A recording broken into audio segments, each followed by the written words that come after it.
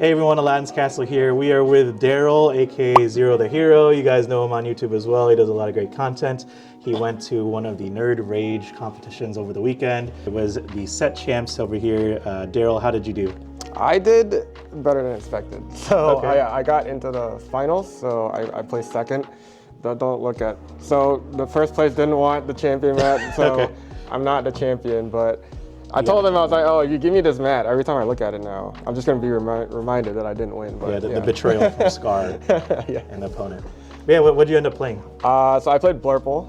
I've actually been playing Blurple the past 2 sets now, so, Okay. you know. And you actually OG. played this at the Continentals, right? When we met yeah, up we met up at randomly, Continentals, which right. is actually hilarious. Yeah. How'd you do at the Continentals? Yeah, you were in front of me in line too for a bit. Like, Meet yeah. and greet? Yeah, right.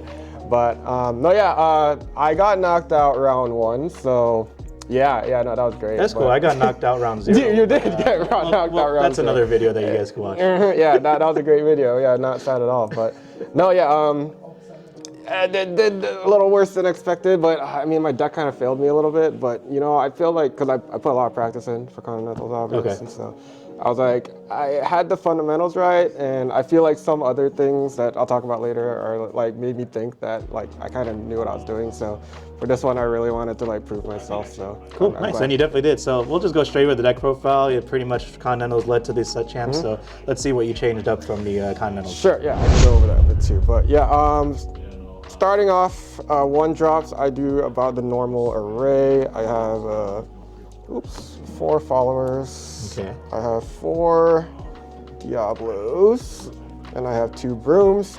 I Nice. think everyone's kind of running this right now.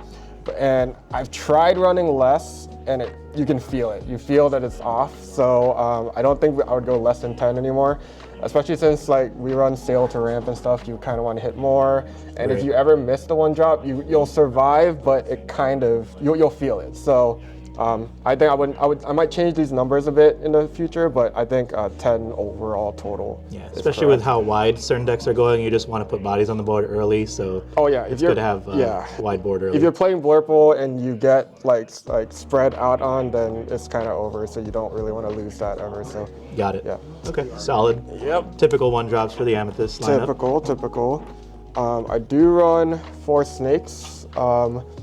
I've tried 3. I think 3 is okay also, but I do like as many bounces as possible because you're bouncing a lot, especially in Blurple, because like, you'll ramp up in ink, Sure. and then you'll have a lot to work with, and you really just want to keep bouncing things back. Your threats, you want to bounce back your rabbits and all that. So Right, yeah, it makes 4. sense. Keep bouncing stuff, draw, gain lore, all that. Oh yeah. For the rest of my 2 drops, I of course run 4 Tipos, then I also run 4 Sail. Nice. You hit the ramp, like if you don't hit the ramp, it stinks because Blurple, the whole advantage is that you are getting ahead in ink. Okay, So right. when you miss it, it's you'll Feels feel bad. it for the whole game. So Yeah. I run the whole package, obviously. But, Okay. I was partial to Sail in the beginning, but as the set goes on, I feel like I usually want to play Tipo instead. Sure, you want a body to go against Oh, like certain absolutely, characters yeah. that go wide. Yeah, right? he also the 1 strength, like with Crab and stuff, you'll feel it. So yeah, Right, makes usually sense. Tipo over Sail, but depends on the matchup. Okay. Going into the 3s, I have 4 Fox, and I run 3 Crabs for the bounce package. Nice. After this set champ, I'm definitely putting the 4th Crab back in because, especially my top 8 match against like Aggro Mines, the Steel Song, Right. or Diggity Hole, right? Crab, such a lifesaver. Like, Yeah. but so I'm probably gonna put the 4th one back in. It's just the easiest thing to take out when you're like trying to put in text and stuff. But It makes sense because it's very similar to Emerald Amethyst, where they don't have a lot of like super wide board removal, so you need to be trading stuff. So Crab yeah. really helps with that exchange. oh yeah, and hitting like the good numbers to like Mm-hmm. clear things. Yeah, absolutely. For friends, I have 2 signed by Amber nice. from That's cool. LCQ. Okay, that's awesome. Yeah. dude, I love playing with these now because I know her signature is so pretty. But That's awesome. yeah, for friends, it's a good card. Like, I don't know what to say. Pot agreed, right? So, Yeah, easy. Yeah. Yep. Too good. You got a lot of singers too. Your three drops, your rabbits, and all Right. that. All right. So here's maybe where I deviate a little bit. off of other builds. I run 4 rabbits and 3 genies. So I How'd you come about with that ratio? So after playing I got knocked out round 1 of LCQ, but I played the rest of the weekend. I've been practicing a lot and all that. The reason I changed it up, I think, is I usually want to see the rabbit, because what I've come to realize is with Blurple, you kind of want to always have hand advantage. Sure. And just the fact that you can get more cards with rabbit is great. Genie, like, if you drop it super early, it's great, but otherwise you want to find it like later, like after all the removals and all come out. So I don't mind running less of him when I usually want to see rabbit first anyway. So yeah, that makes sense. Yeah, and Genie could get easily brawled and all that stuff. Oh so Merlin, you don't mind getting 2 cards out of that. Also against Emerald Amethyst and stuff like that, if I bring out the rabbit on turn 3 instead, then Kit Cloud Kicker bounces it back, I get a card, right? But Genie feels super bad if it gets bounced back. Like, stuff like that, you know. So that's true. That's the mentality behind that. And you'll probably keep it like that. I think so. Yeah. Yeah. And of course we go 4 goats. I don't think you can ever go below it because it's your win con. Right. Yeah, I think you know too. You play Emerald Amethyst. How many games did he win off of goat? There's so many. You have like double goat or goat bounce goat, all that. Top deck goat, like. And then you would hate to ink it early if you ran less. So like now I'm like, oh, if I draw it early, ink it, no problem, right? So you're only missing 3 foils, which cost about $150. Yeah, exactly. I don't know what the latest market is, but yeah. I pulled this one, so I never bought any more, but maybe I should have. And lastly, I run 2 manners.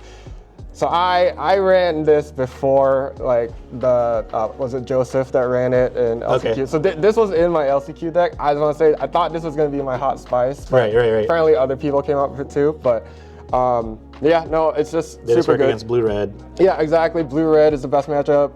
Red-purple, anyone that has trouble removing it feels super good. Yeah, right. But yeah, no, because after seeing it at Nats, I was just like, yeah, it's cool. Now that everyone knows about it, though, it kind of feels a little bad. But at least I got a call right. I feel like I made a call correct. So yeah, I thought it was gonna be my spice, but now everyone runs it. But it makes perfect sense in this meta. So definitely a good call. Especially in the Chicagoland area where mostly people play blue-red. So. Yeah, there's a lot of blue-red players here, surprisingly. But yeah, 5 drops, 5 Elsas. Yeah, I don't know. I've tinkered with a number. You can like remove 1, I feel, but it just feels super good, especially against aggro. This is one of your biggest answers. Yeah. It's also one of your only answers to like ready characters because we can't really like. Is there like the piglets and stuff or the Flynn Riders? Oh yeah, always the piglets, the Flynn Riders. She's killed so many of them. So yeah, feels good. And we do run the shift, so running a full 4 feels good. 2 bells. I love this card. Yeah, you love this card too, obviously. But, no, this card just feels so good in this meta. Like just moving the damage counters around, Yeah, she really shines against the purple mirrors, so she just especially gets the purple rid of mirrors. the genies and stuff. Yeah, so good. So it feels good. I do run 2 Donald Ducks. Nice. Okay. I prefer dropping him on 5 when the board is kind of static, because like the other 5 are like Belle and our Elsa. It's like you want to answer something, so when I don't want to answer something, this feels super good because it nice gets on us to playability. 7 next. Yeah, but it feels like the weakest link so far. I didn't really play it very often, so if I was taking anything out, it might be these guys, because like I said, I wanted another crab or whatever. Do you feel like you ramp a lot in this deck though, or like enough? So here's the thing. I normally feel like I ramp on 2, and then usually I try not to. Well, I try to play on curve, like following that. The only time I would ramp again would be like if Sail got me to like the whatever ink I wanted to hit next. So let's say I have like 5 ink and I just want to have like 5 drop, and I had 2 things I could ink. I feel like that's the only other time besides like playing this on 5. So that's why this feels good. It's because I get to do another ramp like later on. But yeah. And I do run 1 Finders Keepers. Ooh, nice. Okay. I play this card a lot. Like, did you?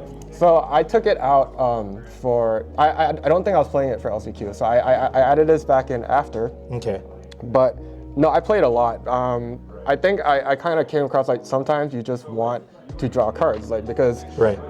Card advantage is everything, especially against like red, blue, and stuff like Sure, that. sure. So, and when you're playing Blurple, you have a lot of ink usually. Okay, And you know, like a turn before be prepared or something. Like when you feel like your board's gonna get cleared, this is a great card to play. Obviously. Yeah, you want to keep up with like the Ruby Amethyst draw too. So Finders Keeper is definitely a good one. Oh yeah, absolutely. And yeah, lastly, we just have our top end. I think this is pretty standard fare, but I do 3 Hades, 2 big Elsas. Nice. And yeah, this is our like big control. I feel like Elsa over time, I feel sometimes it's a little weaker because like if this is your answer to like a board and they wipe it out before you can answer the exerted characters, it feels really bad. Okay. But against like, you know, Emerald Amethyst and other decks that can't really answer her, she feels super good still. Also, if you can shift her and then bounce her that turn, oh, right, yeah, stuff like that. How good was Hades also? Hades is so good. Hades is amazing. Just gets rid of so many threats. I forgot which game I was watching on stream, and then you were kind of waiting for that point to play like a certain card. Yeah. And then you were holding Hades for the longest time. Yeah, we're not gonna talk about the end of that game, but yeah, I was waiting for Baloo because he got me in game 2 with Baloo, and I wasn't expecting it. And then, so I was so excited, I held it back. But then, I may have made a mistake after that. But fun times. No, it's great because, like, for example, it takes Baloo out without them gaining lore. Right. It takes Mufasa out without Mufasa doing, you know, bringing out another character. Yeah, just another hard removal for, like, the other Mirror Sapphire cards, like Tamatoa and all that. Yeah, and obviously we have trouble with, like, hard, like, big health guys because we don't have, like, a Be Prepared or anything like that. So, nice. Yeah, definitely MVP. Also, once you hit 9 ink, you can bounce it back and play it again. So that makes sense. Yeah, awesome. Yeah, but that is a clean 60 cards. Clean 60 cards. Awesome. You said you'd make a couple changes. Yeah. So it would be stuff like that Donald and like adding a crab back, stuff like that. And probably just changing to the Chicago meta maybe if you're going to be playing this for the next couple weeks. Or yeah, because I didn't see much red blue. I mean, I saw one in the finals, obviously, of that set champs, but besides that, so.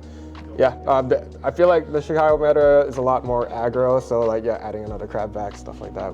Aggro with a mix of red blue. So yeah, that's awesome. Well, great job again. Where can they find you on the socials?